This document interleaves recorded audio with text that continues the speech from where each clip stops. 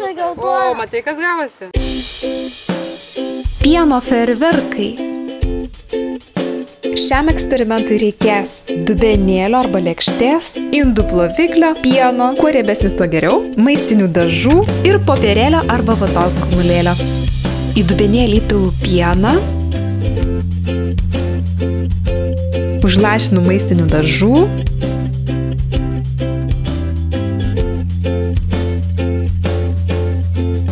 popierėlį suvilgau indų plovikliu ir įdedu į lėkštės vidurį.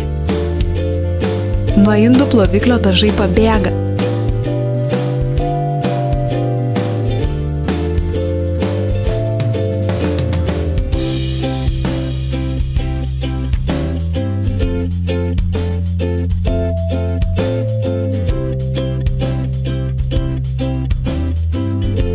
O dabar užlašinsiu ploviklį tiesiai ant dažų.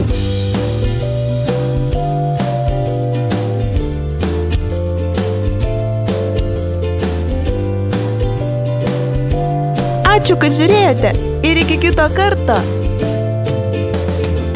Prenumeruokite mūsų kanalą ir nepraleisite naujų filmukų.